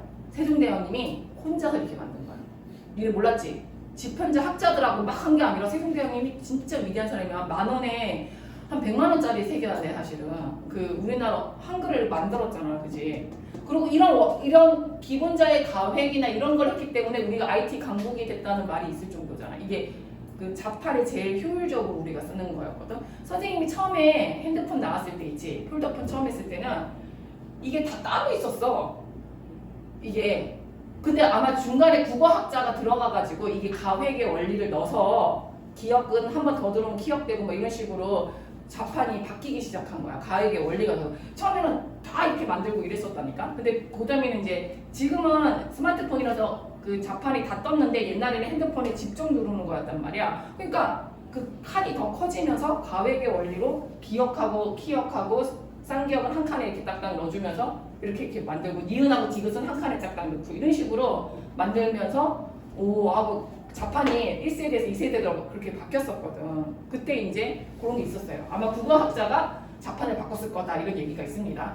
자, 그럼 선생님이 지금 뭘 설명한 거예요? 초성에 대해서 설명을 한 거죠. 그러면 이제 상형은 뭐냐면요, 얘들아. 상형은 중성에서 상형은 그러면 선생님 중성 모음이죠. 모음 여기 아야, 어여, 우요는 뭐를 상형했을까? 발음기가 상형이 한 게 아니라 또 우리는 성리학, 철학에서 우주의 구성 요소, 되게 이거는 심오한 거를 상형을 한 거야. 이 우주 구성을 궁극적인 이 세상을 구성하는 궁극적인 요소가 뭐라고 생각했냐면 하늘과 땅과 사람이라고 생각했어. 그거를 한자로 뭐라 그래? 그렇지. 천지인이라고 해서 하늘, 땅, 사람을 상형한 거야. 자, 봐봐. 얘는 발음기관이라는 굉장히 구체적인 거를 상형을 해서 자음을 만들고, 모음은 중심이잖아. 모음이 중요하잖아. 모음의 중심은 뭐야? 이 철학적인 세상의 구성 기본 요성을 딱 만들었다는 게 뭔지 모르지만 뭔가 절묘하게 글자를 만들어낸 것 같아. 되게 한글이 좀 그런 게 있어. 자, 그래서 천지는 어떻게 된가? 천은 뭐예요? 점 아래아를 찍고요. 지는 그래서 이 기본자를 상형을 합니다. 그 다음에 뭐예요? 얘를 위로 붙이면 오, 아래로 붙이면 우. 얘를 옆으로 붙이면 아로 붙이면서 네 개의 합성을 이루면서 한 개를 만들고요. 그 다음에 하나 더 해서 이제 이중모음을 만들죠. 이렇게 선생님 이렇게 이해가지. 그래서 합성을 한 번 더 이루어서 3, 4, 4 해서 11개를 만드는 거예요. 이해 갔어요? 자, 그래서 그러면 이제 종성은요 얘랑 똑같은 거 그냥 쓰면 되잖아요. 근데 봐봐, 생각해봐. 자, 이게 이 발음이 같다는 거 알아내는 게 굉장히 대단한 거. 니네 발음해봐. 국 하는데 이게 소리가 한꺼번에 나는데 이게 어떻게 얘랑 같은 거 알아냈지? 천재 아니냐? 보통 만약에 이렇게 낼 수도 있잖아. 얘랑 같은 걸 몰라가지고 비슷하니까 이렇게 새로운 글자를 만들었다면 우리는 굉장히 또 복잡하게 글자를 만들었을 텐데 첫 소리에서 나는 거랑 받침에서 나는 소리가 같은 위치에서 난다는 걸 또 천재적인 걸로 알아낸 거야. 음절의 끝소리 시간에 우리 했었잖아, 그지? 그래서 이런 짓을 안 한 거야. 우리 중국 애들은 글자 얼마나 많은지 알지? 자판 칠 때 걔는 어떻게 치는지 몰라, 그지? 그러니까 우리는 이걸 되게 글자 수를 굉장히 줄여가지고 효율적인 글자를 만들어낸 거죠. 그래서 종성에는 뭐야? 종성에는 다시 써라. 초성을 다시 써라. 그래서 이게 뭐예요? 종성, 부용, 초성이라는 원리 쓴 거예요. 종성에는 처음에 있는 걸 같이 써라. 종성, 다시 써. 종성, 부용, 다시 써. 초성 거를. 이 뜻이에요. 종성, 부용, 초성이. 이해 갔죠? 자, 선생님이 지금 설명한 걸 이해하면 돼요. 그리고 우리 이제 필기를 하면 됩니다. 한번 필기를 이제 하러 갑시다. 자, 선생님이랑 필기를 한번 해봅시다. 자, 훈민정음의 제자 원리하고 나와 있죠.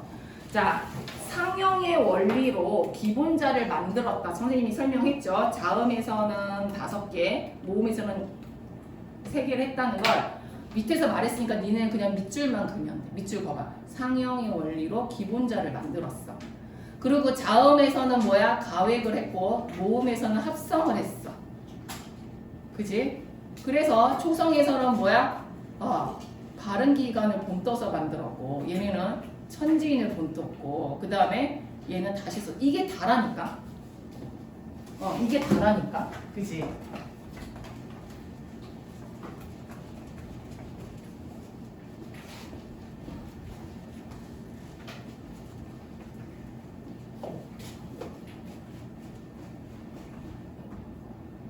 자, 그 다음에 훈민정음이 얘들아 요때 만들어졌다는 건 상식이거든? 그냥 알아만 둬. 그거를 15세기 중반이라고 합니다. 뭐라고? 15세기 중반이라고 합니다. 그런 것도 좀 써놓으면 문제 풀 때 편해요. 필기할 때 그냥 그런 거 하는 거야. 알겠지? 15세기 중반에 처음으로 만드셨어요. 자, 그 다음에 이제 초성으로 갑시다. 초성은 선생님이 뭐라고 했어? 쓸 사람 쓰세요. 자음이라고 그랬어요. 자음. 옆에다 자음이라고 써보세요. 자음이 뭔지는 알지. 기역, 니은인 건 알잖아. 그치? 그래서 첫 번째 뭐예요, 얘들아? 발음 기간을 본떠서 기본자 5자를 만들었어요. 그 다음에 기본자의 획을 더해서 플러스 9자를 만들었어요. 그래서 기본자 5개, 가획자 9개 이렇게 써봅시다. 가획의 원리는 밑줄 보세요. 소리의 세기에 따라 획을 더하는 겁니다. 이것도 굉장히 천재적인 거죠. 근데 이체자 세개는 이자 할 때 이가 특이하다는 뜻이야. 그러니까 특이한 글자 3개도 만드는 거야. 그래서 593이 된 거죠. 그래서 593 해서 17개다라고 외워주시고요. 그러면 아까 선생님이 기역부터 발음을 해서 혓뿌리가 맞는다고 했고 어금니라는 게 이제 깊은 데서 난다는 거야. 여기 안에서 이렇게 나는 거죠. 아까 느는 아까 했죠. 혓소리라고 해서 혀끝. 그 다음 느가 입술에서 나는 건 이해 가죠? 입술 순자를 써서 이거 지금은 안 외워도 되는데 시험 전에는 다 외워야 돼. 실제 시험 문제에서 요거 2개 바꿔서 틀린 거 찾는 건데 디테일하게 이렇게 외워야 된다는 뜻이에요. 내시는 그래. 자, 그 다음에 스는 뭐예요? 스 발음 내보면 여기서 스 하고 여기서 부딪히는 소리가 있거든요. 그래서 치음이라 그럽니다. 그 다음에 이거는 목구멍 소리는 그래서 여기 목에서 올라오는 소리를 말하는 거예요. 그래서 이 5자를 만들어서 이제 가획을 했습니다. 자, 가획을 한번 해봅시다. 그래서 크가 되고 드뜨가 되고 부프가 되고 즈츠가 됐습니다. 근데 여기서 이제 지금은 사라진 건데 여린 이응이라고 있어. 그냥 사라진 단어인데 있다고만 아시고요. 조금 약하게 발음했나 보죠. 그 다음에 2개 긋는 게 이렇게 있었습니다. 자, 그 다음에 옛 이응이라 그래서 이응과 관련된 근데 기역 옆에 있죠. 요거 사과 모양 이응. 그 다음에 르 이렇게 해서 이체자 3개가 있었어요. 자, 지금은 그냥 보면서 그 위치를 익혀만 두세요. 이런 게 있구나 하고. 자, 그 다음 이제 모음으로 가볼게요. 자, 밑줄 그어봅시다. 천지인을 상형해서 기본자 3개를 만들었습니다. 그래서 결합은 얘들아 여기다 써 합성이란 뜻이고요. 합성을 해서 초출자를 4개를 만들고요. 그 다음에 한 번 더 해서 제출자를 만들어서 그래서 상형에 하늘 둥근 모양 3개 만들어서 얘들아 여기서 중요한 거 체크해. 아래아가 합성이 되는 거야. 알겠지? 요것도 디테일로 틀리게 나오더라고.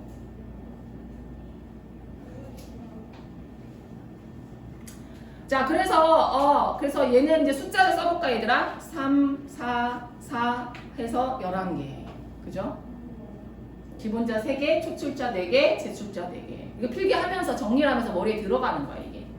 자, 그 다음에 얘네들은 이제 지금은 사라진 자음 3개. 그 다음에 모음 1개.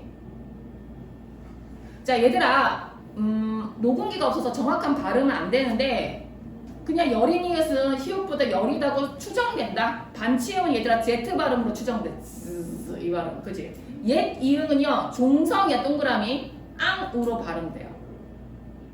그 다음에 아래아는 어라고 어와 아의 중간 발음인데 선생님 그냥 아로 발음을 많이 하죠. 그러니까 이거 녹음기는 없지만 그렇게 추정되는 단어들. 지금은 사라진 단어들입니다. 됐죠? 그러니까 밑줄만 잘 쳐 얘들아. 그 다음에 이제 그 다음 넘어가 볼게 얘들아. 종성은 아까 선생님 설명했죠. 종성의 글자는 별도로 만들지 않고 초성의 글자를 다시 쓰려고 한다가 뭐라? 종성에 다시 쓴다. 초성을 이런 뜻이에요. 다시 쓴다. 이해 갔죠? 그러면 이제 다시 이제 돋보기를 보러 갈 텐데 종성의 표기 변화가 종성부형 초성은 뭐야? 제자 원리인데 동시에 운영 방법인데 자 종성의 모든 초성이다. 동그라미 모든. 그 다음에 초기에다 밑줄 거.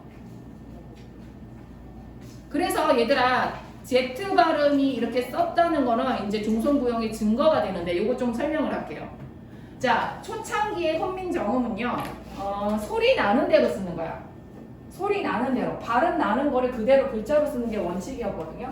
하지만 우리가 음절의 끝소리를 배웠지. 음절의 끝소리가 뭐지? 종성 규칙에 받침에는 몇 개 온다고 배웠지?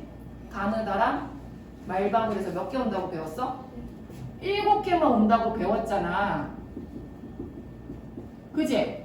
우리도 7개 배웠는데 진짜 처음에는 다 썼거든? 17개를 받침으로 다 쓰다가 글자를 써보니까 받침에는 7개밖에 안 오는 데를 알아낸 거야. 알겠지? 그러니까 어떻게 됐어?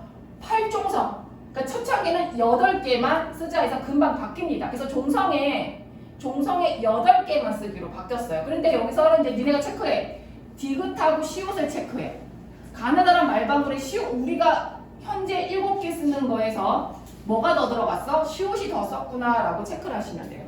그래서 초창기에는 다 썼어요. 종성, 부형, 초성을 다시 쓰다가 8종성은 뭐야? 8개만 쓰면서 자 밑줄 디귿과 시옷을 구별했다.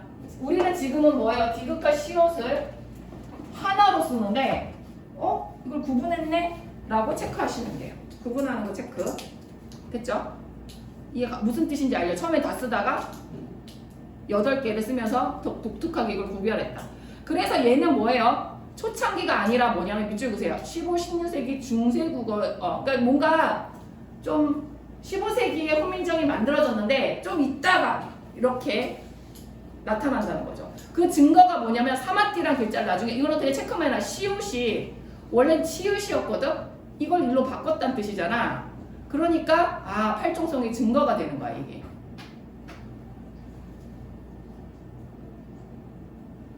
증거가 사마띠의 시옷이고 그 다음에 이 지읒은 얘들아 이게 뭐야? 종송부용의 증거가 되는 거야.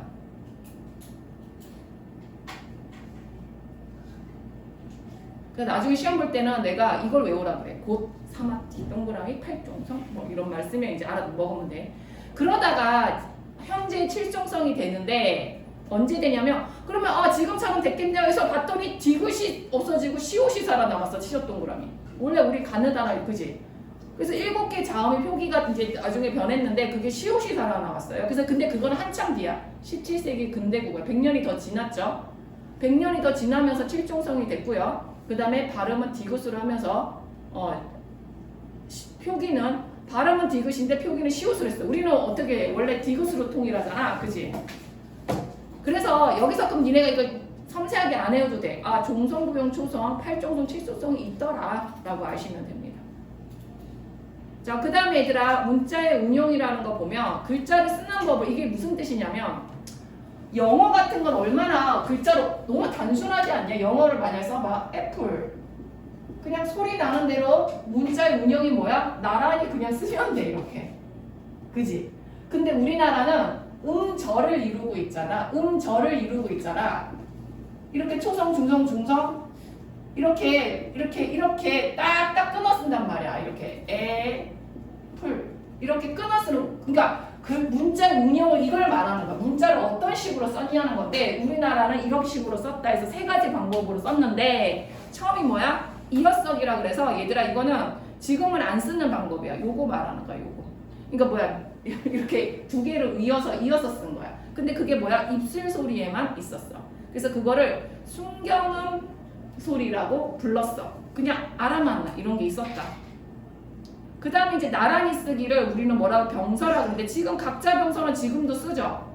지금도 쓰잖아요. 같은 소리를 나란히 쓰는 거죠. 지금은 뭐 이거 없는 것도 있지만 그 다음에 하병본서는 지금 안 씁니다. 서로 다른 초성을 2개에서 3개까지 썼어요. 그래서 이거를 이제 다른 말로 어두자원군이라고 불렀는데요. 한번 어떤 글자들 있나 보여요. 자, 비읍 계열 있어. 이렇게 묶어줘. 그 다음에 시옷이 대가리 오는 거 이렇게 묶어줘. 그 다음에 이건 뭐야? 이게 3개. 이렇게 3가지 분류가 있었어요. 지금은 이거 안 외워도 돼. 그냥 이렇게 3가지 종류가 있다고 하는 텐데 나중에 시험 볼 때는 섬세하게 외워야 돼. 자, 그래서 비읍 계열의 비읍은 발음 이거 몰라도 돼 얘들아. 그냥 밑줄만 잘 시옷은 된소리 표시했다라고 이런 섬세한 거 몰라도 되고 니네는 뭐야? 하병병서 이런 이상한 글자들이 있었다는 것만 알아두면 됩니다. 자, 근데 붙여쓰기는 이제 중요합니다 얘들아. 중요한 게 아니라 기본적인 거 어떤 뜻인지 알아야 해서 초성에 중성을 붙여 한 음절을 이루는 거예요. 동그라미 치세요. 여기서 중요한 단어가 중성이랑 음절입니다. 중성은 뭐예요? 모음이죠. 그러니까 모음을 얘들아 모음에다 체크해볼게. 모음을 이렇게 붙였어야지. 저렇게 쓰면 안 돼. 애플처럼. 만약에 우리가 이렇게 썼다라고 생각을 해봐 얘들아. 고구마를 고구마 되게 짜증나지 않겠어? 읽을 때? 그지? 이렇게 안 쓴 게 얼마나 다행이야. 나는 이게 제일 중요하다고 생각해. 이게 중성가에서 한 음절을 이루게 쓰게 만들어서 글자를 이렇게 소리를 딱 모아서 가동률이 굉장히 크게 만든 글자예요. 그러니까 너네는 그냥 배우니까 뭔 소리인지 모르는데 언어학과에 가잖아 니네가. 혹시 언어학자가 되고 싶고 머리 좋은 애들 언어학자가 돼야 되는데 왜냐면 언어에는 인간의 그런 게 많아요.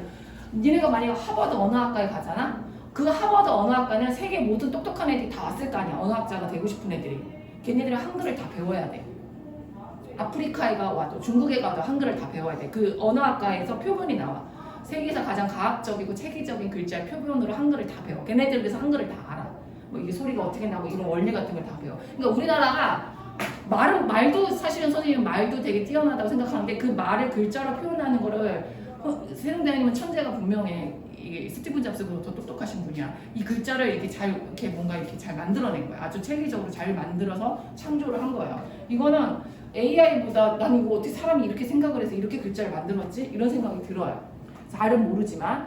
자, 그래서 요 붙여쓰기에 요거가 중성, 모음과 관련돼서 음절, 요게 키포인트입니다. 그래서 어디 계세요? 오른쪽에도 있고 아래쪽에도 있다라는 거 기억을 해주세요. 중성은 당연하죠. 아래쪽이나 오른쪽에 쓰죠. 그 다음에 이거는 그냥 얘들아 옛날 글씨의 예시를 봅시다. 그냥 이런 게 있었다 외우지 않아도 됩니다. 옛날에는 곱다란 말에 고바라고 했고요. 고바라고 했고요. 순경은 비읍, 지금은 사라진 이 순경은 비읍 이응이 뭐로 변했어요? 이렇게 변했죠. 이렇게 이중모음에 있는 걸 반모모라고 하죠. 그래서 옛날에 서울이 아니었어 얘들아. 서불이었어. 얘가 이제 이렇게 우로 변한 거죠. 얘는 뭐예요? 그냥 나가리. 나가리가 뭐야? 없어졌어 이런 뜻입니다. 그러니까 이렇게 변해왔구나 우리 글자들이. 자, 그 다음에 이제 이런 거는 이제 된소리로 이렇게 변했구나. 뒤에 놈으로 변했네, 그지? 옛날에 쌀 어떻게 한 줄 알아? 붓쌀 이렇게 발음한 거야. 선생님이 그냥 생각나는 거야. 두 개 다 발음이 됐대. 뜻을 그럼 막 붓뜨 이렇게 했겠죠. 옛날에 쓱꿈이었는데 지금은 꿈이에요. 이건 어떻게 했는지 나도 모르겠다 얘들아. 부스텍 이렇게 했을까? 그지? 그러니까 이런 식으로 이제 된소리가 돼서 글자가 정돈이 된 거죠. 여기 나와 있네. 이거는 재미를 알아나?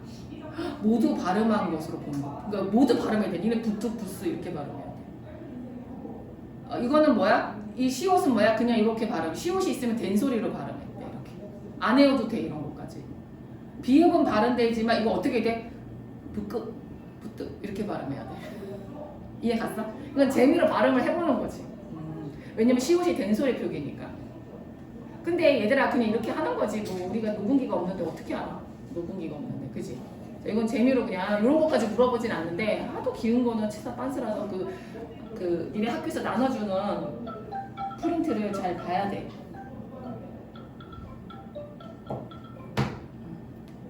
선생님 전화를 안 받아. 자, 이제 풀어보자 얘들아. 자, 니네가 못 외웠기 때문에 선생님 답을 맞히는 것까지 요구하지 않고 기억이 안 나면 앞에 보면서 풀면 돼요.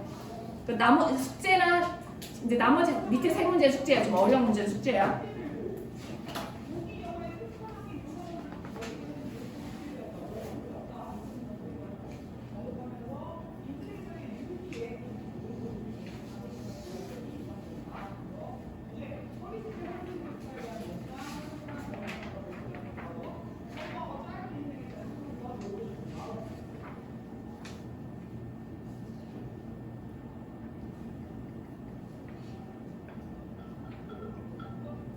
여보세요? 선생님 수업 중인데 카톡으로 남길게.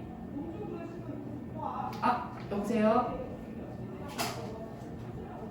네네. 윤준이 안 왔어요 오늘. 못 온다고 연락 왔어요 카톡으로요. 오늘 할아버지 댁에 갔다 그러는데. 네 알겠습니다. 네.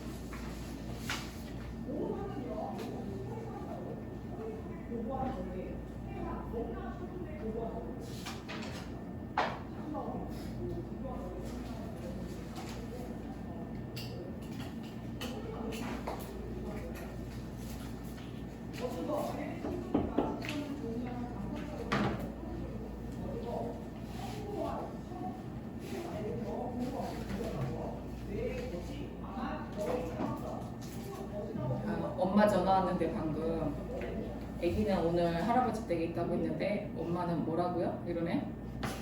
얘 죽었다고 그지? 내가 카톡 보냈어. 엄마 전화 왔다 수습해라. 내가 지금 보냈어. 니 알아서 수습해라. 엄마 지금 화났어. 네? 이래. 할아버지 댁에 갔다고 애가 오늘 안 온다 그랬는데요. 네. 근데 얘네도 조심하라고. 내가 알려주는 거야. 이런 일이 많이 생길 수 있다. 솔직하게 말해. 오늘 너무 가기 싫어요. 라고 솔직하게 말해. 알겠지? 자, 1번 답 몇 번인가요?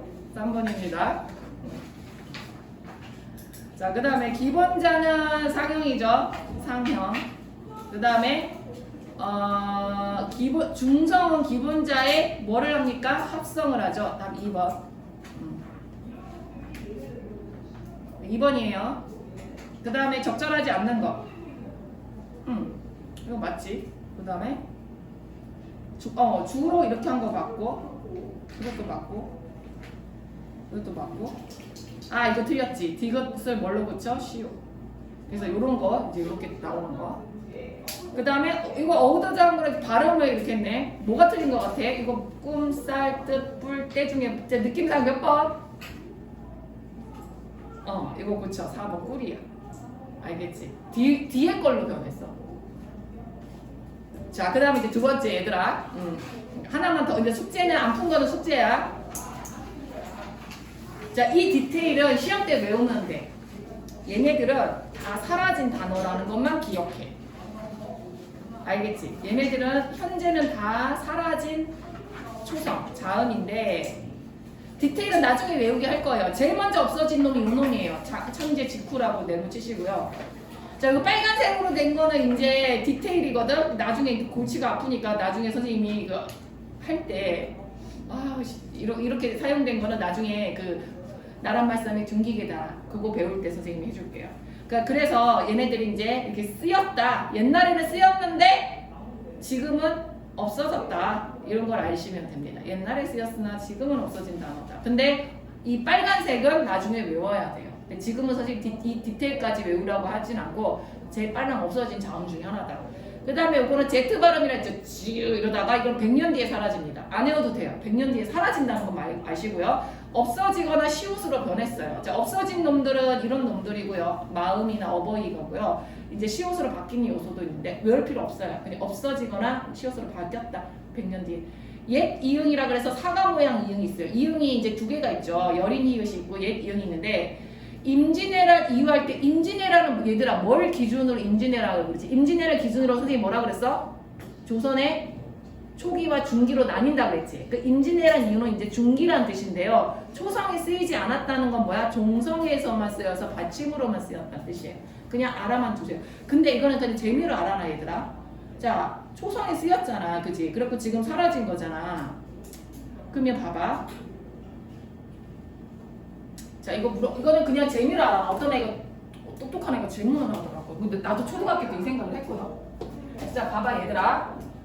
이라고 발음할 때 이건 발음이 안 나는 거지. 이건 발음 없는 거지. 음가가 없잖아. 이거는 그냥 이거잖아. 근데 여기 비어도 이상하니까 음가 없는 이응을 쓰는 거야 사실은. 그 나는 이게 그래서 이렇게 하면 얘랑은 완전히 다른 놈이죠. 그죠? 이거잖아 원래는. 그지? 잉 이렇게 발음하는 거지. 그럼 이 발음은 어떻게 나는 거야? 여기서 나는 거지. 잉 이 발음이 얘지. 그지? 얘 그거를 이렇게 NG 모양으로 표현한 거야. 이해가요? 그럼 여기는 뭐예요? 그냥 아무 소리 안 나니까 모음만 나는 거야. 그냥 편하게 이에서 모음만 나는 거거든. 이게 뭔가 이게 구강 구조에서 어디 부딪히는 게 없어. 이 하는 거야. 그래서 얘를 발음하면 이 하다가 끝에 딱 걸어주는 거지. 잉 이렇게 그지? 이해 갔지? 그런데 초창기 글자에 보면 이렇게 발음을 그럼 얘 발음해봐. 얘를 여기다 당겨갖고 발음해봐. 여기다 힘을 주고 발음해봐. 빨리. 어떻게 나? 이가 아니라 어떻게 해야 돼? 이 이렇게 해야겠지. 이 이해 가요? 이 이렇게 발음해야겠지. 그러니까 초창기에 이렇게 하지 않았을까라고 선생님이 추정하는 거야. 그래서 선생님이 어떤 애가 이거 발음해보세요 그러더라고 나보고. 그래서 이렇게 발음했어. 무슨 말인지 알겠지?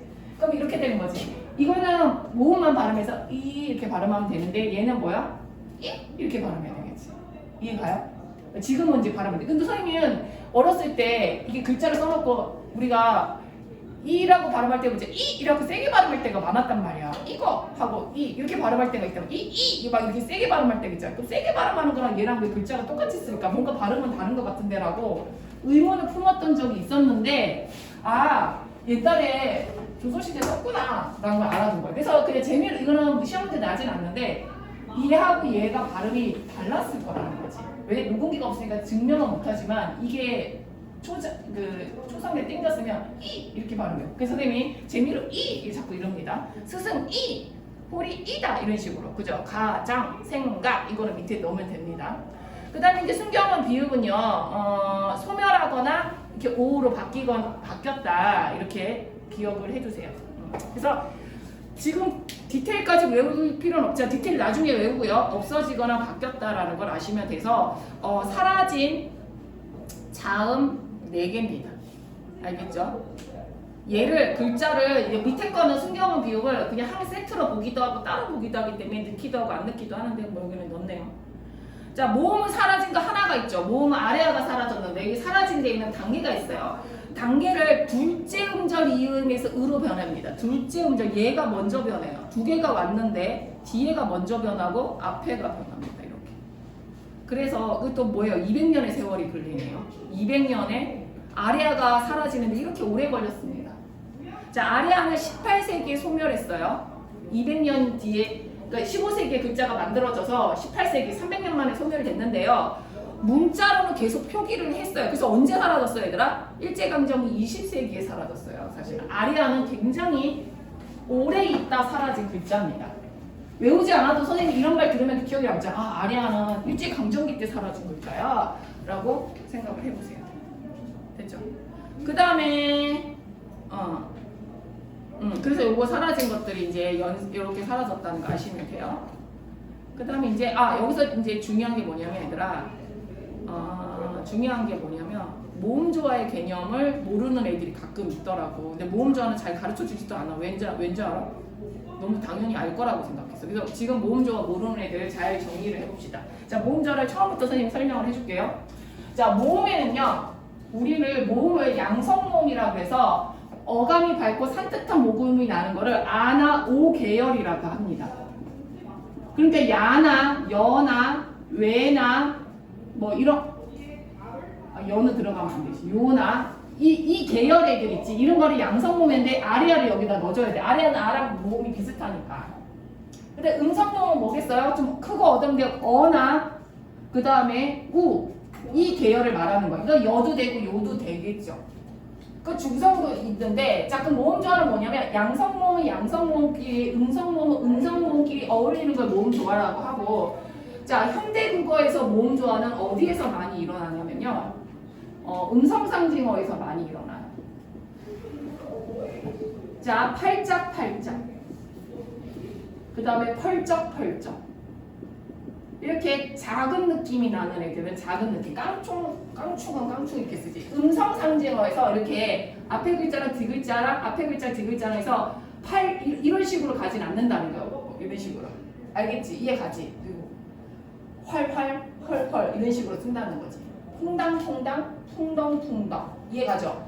그래서 현대국어에서는 음성상징어에서 모음조화를 지키고 두 번째가 더 중요해. 두 번째는 또 어디서 지키냐면 이렇게 어감 어미가 이렇게 중요하다 얘들아.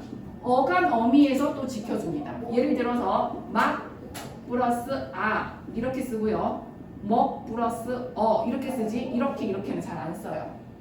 이해가요? 그러니까 어감과 어미가 결합할 때 이렇게 모음조화를 지켜주는 거야. 현대국어에서는 이 2개를 지켜줘요. 지금 선생님 현대국어라고 자꾸 말을 하죠.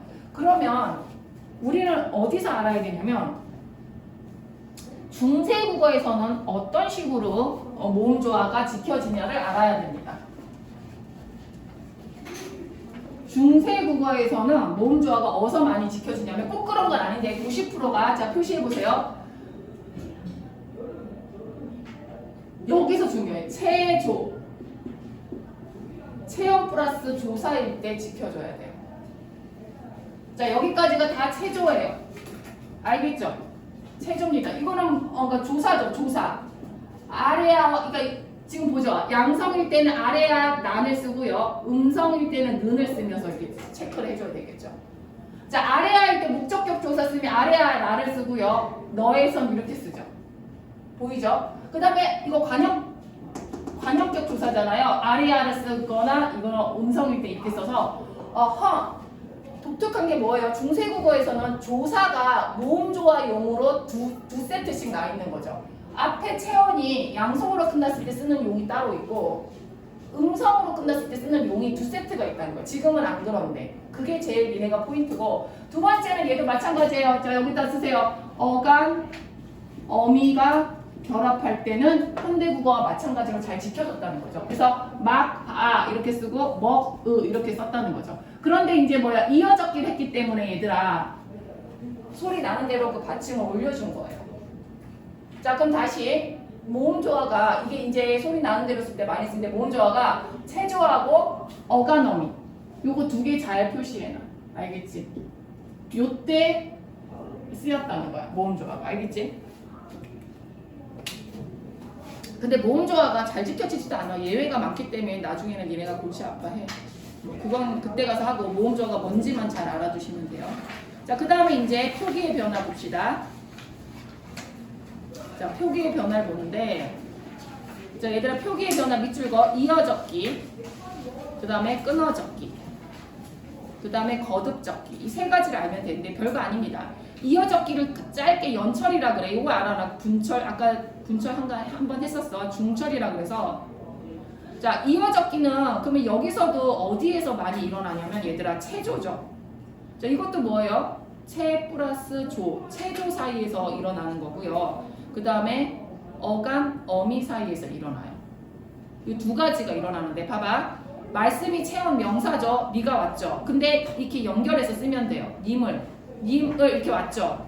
이어적기가 무슨 말인지 알겠죠? 받침이 그 뒤에 있는 모음 자리에 올라가서 소리 나는 대로 쓰는 거예요. 그래서 이어적기 옆에다 쓰세요. 소리 나는 대로 쓰는 거.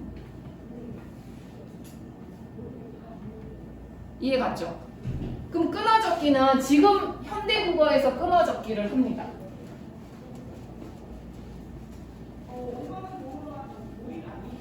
자, 끊어적기는 현대국어에서 하는 건데 자 밑줄 그세요. 원형을 밝혀 쓴다라고 어려운 말로 바꿔 쓸 수 있어요. 분철인데 그래서 지금처럼 끊어 적으면 돼요. 이렇게 원형을 깨트리지 않고 받침에 쓰는 겁니다.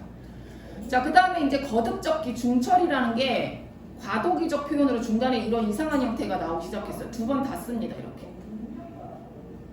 안 어렵죠? 개념만 알면 되는데 개념을 몰라서 틀립니다. 그래서 개념만 아시면 됩니다. 그죠? 그래서 얘들아 이어적기, 끊어적기, 거듭적기 이렇게 하시면 돼요. 됐죠? 자, 그 다음에 이제 의문형 정결함이라는 개념에 대해서 배워야 되는데 이것도 약간 설명을 듣고 할게. 처음부터 글 읽으면 니네가 헷갈려 할 테니까 어디다 쓸까? 자, 의문형 정결어미는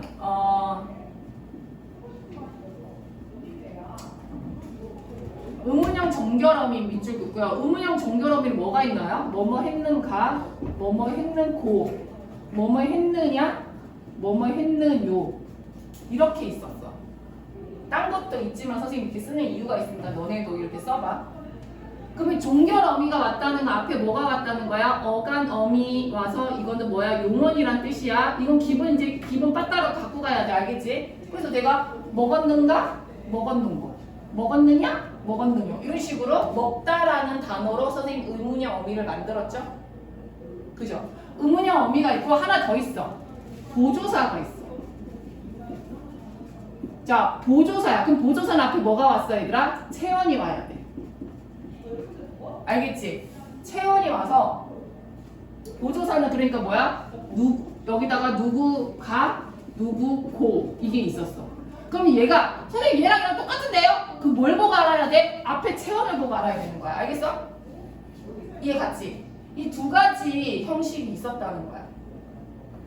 그런데 얘들아 의문문은 얘들아 여기는 있네. 의문사의 유무에 따라 의문문이 두 개가 있는데 얘들아 의문사가 있을 때 유일 때는 얘들아 그거를 설명 의문문이라 그래. 선생님이 설의 이렇게 쓸게. 그리고 없을 때는 뭐라고 쓰냐면 판정 의문문이라 그래. 그래서 만약에 동윤이 밥 먹었어 오늘? 점심 먹었어? 얘가 네 라고 말했지. 밥 먹었어? 했는데 얘가 네 라고 말했지. 이게 판정 의문문이야. 판정 의문은 뭐야? 네 아니오로 대답할 수 있어. 그러니까 뭐야? 의문사가 없지. 동윤아 점심으로 너 뭐 먹었어? 그럼 얘가 대답을 해야지. 뭐 먹었어? 선지해장국 먹었대. 지금 방금 대답했지. 근데 선생님이 방금 뭐라고 했어? 그 뭐야? 무엇을 먹었어? 뭐 먹었어? 이렇게 들어갔지. 이런 건 설명 의문문이라 그래. 이해 갔어요? 그래서 의문사가 있을 때 무엇? 언제 먹었어? 누구랑 먹었어? 왜 먹었어? 어떻게 먹었어? 얼마에 먹었어? 막 이렇게 물어봤어요. 그럼 뭐야? 이건 설명 의문문이야. 근데 그냥 먹었니? 의문사 없이 먹었니? 네. 안 먹었니? 아니요. 뭐 이렇게 대답하는 거 있지. 그런 건 판정 의문이야. 이해 갔지? 그런데 얘들아 여기다가 옆에 쓸게 선생님이. 자 이런 거를 아 계열이라 그러는데 설명 의문문은 밑으로 가야 돼. 설고 이렇게 외워야 돼. 아니면 의문고 이렇게 외워. 설고 의문고 이해 가요? 근데 여기를 판정 의문문일 때 판가 판냐 이렇게 외워. 알겠지? 그러니까 밥 먹었니라고 물어봤을 때 선생님이 판정 의문일 때 뭐라고 물어봐야 되는가? 밥 먹었는가? 밥 먹었느냐라고 질문해야 돼. 고정문에서는. 근데 만약에 뭐 먹었는지 물으면 어릴 때 너 뭐 먹었는고? 너 뭐 먹었는요? 이렇게 질문해야 돼. 이해 가요? 그래서 다시 외워야 돼. 시험 볼 때는 그래서 선생님이 뭐라고 했냐면 의문고 설고 알겠지? 그 다음에 판가 이렇게 외워야 돼. 판정 의문문이란 뜻이야. 이해 갔지? 됐어요? 자 그럼 두 번째에 또 뭐가 있냐면 얘들아 주어의 인칭에 따라서 또 달라집니다. 그 별거 아니에요. 2인칭일 때만 니은다를 쓰면 돼요. 자, 너 뭐 먹었는? 내가서 너 뭐 먹었는요? 하는 게 안 돼. 너가 들어갔잖아? 그치? 그럼 뭐야? 너 뭐 먹었는다? 라고 해야 돼. 왜? 2인칭이기 때문에. 이해 갔어? 좀 골치가 아프지? 2인칭일 때는 뭐 설거고 판고가 없어. 무조건 뭐야? 그래? 니은다를 붙여야 돼. 너 뭐 먹었는다. 이렇게 말해야 돼. 이해 갔어요? 자 그러면 지금 골치 아프지 안 해봐도 돼. 그냥 선생님하고 체크만 해보자 한번. 자 밑줄 다시 이제 밑줄거로 가봐. 밑줄거. 자 밑줄거로 가. 중세 의문문에서 주어의 인칭이나 의문사 유무에 따라 종결어미나 보조사가 달리 사용된다. 이게 이제 무슨 말인지 조금 압니다. 2인칭일 땐 고민도 하지 말고 니은다를 쓴다. 알겠지? 그래서 표시하세요. 너라는 2인칭이기 때문에 니은다가 쓰인 거예요. 너 어찌 안다? 이렇게 쓰는 거죠. 너 때문에 니은다가 쓰인 겁니다. 자, 그 다음 두 번째 얘들아 판정 의문문. 의문사가 없을 때는 뭐예요? 아 계열 쓴다. 판가라고 해보자. 판가. 그지? 판가. 그래서 이렇게 쓰면 돼요. 그래서 뭐예요? 이거는 그냥 이렇게 쓰는 거예요. 보조사도 가르습니다. 그래서 이렇게 써요. 이 딸이 너희 종이냐? 아니요. 이렇게 말하면 되잖아요. 그리고 이게 명사예요 얘들아. 보조사라는 걸 어떻게 알았어요? 선생님 종이라는 명사 보고 한 거야. 여기서는 어간 어미야. 이건 나중에 디테일은 나중에 할게. 이거 디테일이니까. 그 다음에 설고 얘들아 설고는 이렇게 가는데 얘들아 어찌 동그라미 고 의문고 그 다음에 어디 동그라미 요 의문고 이해 가요? 그래서 보조사 고는 자 누 이거 쓰세요. 이거 체연이에요. 의문사 그죠? 누고 이렇게 되는 거예요. 이해 갔어요? 조금 어렵죠? 그 다음에 이제 격조사는 얘들아 주격조사 외에 또 뭐가 있냐면 목적격 뒤에서 할 거야. 목적격 뒤에 아마 있을 거야. 그 다음에 또 뭐가 있니 얘들아? 관형사격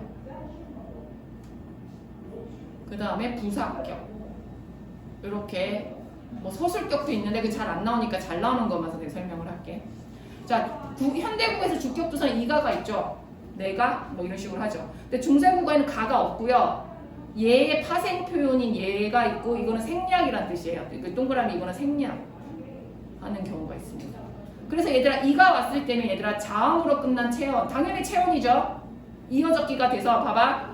여기서 표시해 보세요. 여기 자음 끝났죠. 근데 이가 썼죠. 그리고 여기다 이어적기 이렇게 하는 거예요. 이해 갔죠? 사람이 말씀이 이렇게 소리 나는 데 쓰면 되고요. 그 다음에 뭐예요 얘들아? 모음으로 끝난 체언 뒤에는 어떻게 하냐면 여기 표시하세요. 모음으로 끝나 자음이 없잖아요. 그죠? 그럴 때는 얘를 써서 붙여야 돼요. 이렇게 해석을 이렇게 잘해야 됩니다. 이해 가요? 모음으로 끝났을 때. 그 다음에 뭐예요 얘들아? 이 모음이나 반모음이로 끝났을 때는 생략입니다. 그래서 얘들아 여기서는 어떻게 보여요?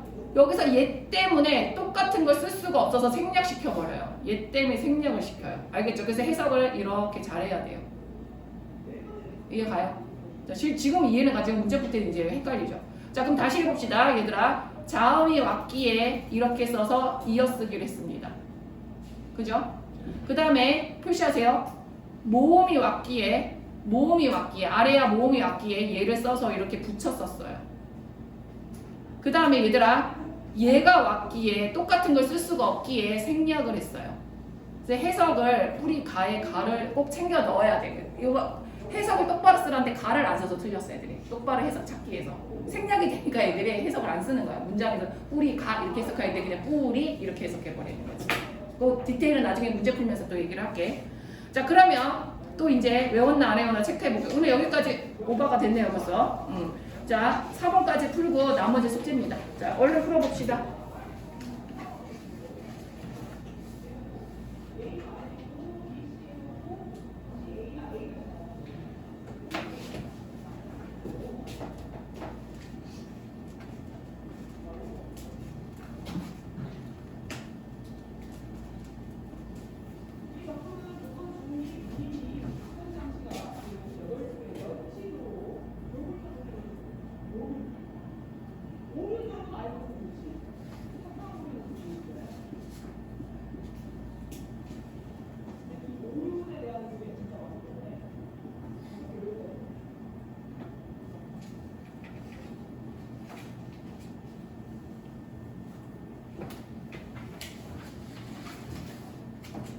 그러니까 결석했네.